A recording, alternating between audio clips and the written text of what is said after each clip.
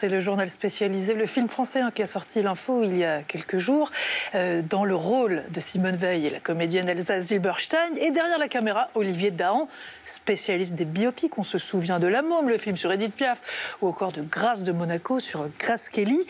Alors cette histoire m'a tout de suite intriguée pour deux raisons. D'abord, le secret absolu qu'il y a autour du film. Les agents font barrage. Il y a eu des tartines d'articles, mais qui étaient tous un peu des coquilles vides, qui disaient on ne sait pas encore de quoi ça va parler, quelle période de la vie de Simone Veil seront couvertes, etc. Et puis ensuite, j'ai appris assez vite que la famille de l'ancienne ministre n'était pas au courant du projet, l'avait appris par la presse et n'avait donné aucun feu vert. Alors pour en savoir plus, j'ai fait un petit détour par la Méditerranée. Pourquoi la Méditerranée? Eh bien, direction la Ciotat. C'est là que Simone Veil, la niçoise, passait ses vacances lorsqu'elle était petite. Mais ce n'est pas tout. C'est là aussi qu'Olivier Dahan est né. Et c'est là qu'il vit une partie de l'année. Donc je me suis dit, bah, c'est sûr, il va vouloir essayer de tourner là-bas. Elle est maligne. Et bingo, et bingo, il a même commencé ses repérages dès la semaine dernière. Alors il a fait des repérages dans le vieux centre de la Ciotat. Il a fait des repérages dans un très bel endroit qui s'appelle le parc du Mugel, qui surplombe le bec de l'Aigle. Tout ça est absolument magnifique. Et voilà, normalement, ça devrait se faire. Et alors, du coup, on a un premier indice, grâce à vous, on sait qu'on parlera de son enfance dans ce film. Exactement, cette enfance qu'elle décrivait elle-même comme un paradis, le paradis avant l'enfer de la déportation. Alors finalement, Olivier Dahan a eu la gentillesse de me parler au téléphone, alors que son film, on est vraiment au stade des prémices. Ça fait des semaines qu'il s'est enfermé pour écrire son script. Il lit tout, il voit tout, toutes les interviews, tous les livres autour de Simone Veil, les siens, ceux des autres.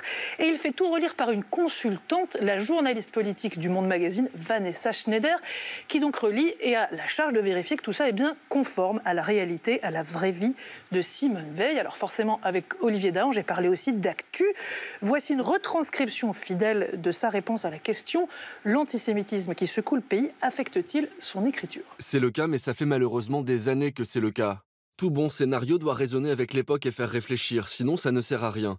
Derrière le portrait de Simone Veil, c'est tout le sens du XXe siècle, le combat pour l'Europe qui doit ressortir. Je ne parle pas des bureaucrates de Bruxelles, mais de l'entente entre les peuples après la tragédie. Voilà donc une grande ambition quand même. Et puis le film retracera la déportation de Simone Veil à Auschwitz, même si ce ne sera pas possible de tourner là-bas. Il y aura bien sûr tout l'épisode de la lutte pour le droit à l'avortement, les combats que l'on connaît à l'Assemblée nationale. Et puis il y aura aussi des combats moins connus de Simone Veil, comme son engagement auprès des malades du sida dans les années 90. Ça devrait aussi faire partie du film. Et comment l'idée de faire ce film a-t-elle germé alors? Eh bien en fait c'est une idée d'Elsa Zilberstein. C'est elle qui a téléphoné à Olivier Dahan pour lui proposer le sujet, le projet. Alors en 2008, quand Simone Veil a sorti son livre, son autobiographie Une vie, Elsa Zilberstein l'a même invitée à dîner, l'a rencontrée pile à ce moment-là. Et dès cette époque, elle disait dans la presse, mon rêve, si je devais incarner quelqu'un de réel, eh ben, ce serait Simone Veil, ce serait formidable. Voilà, 10 ans après, ça va être chose faite. Le tournage devrait commencer normalement après l'été, sous le soleil de la Ciotat.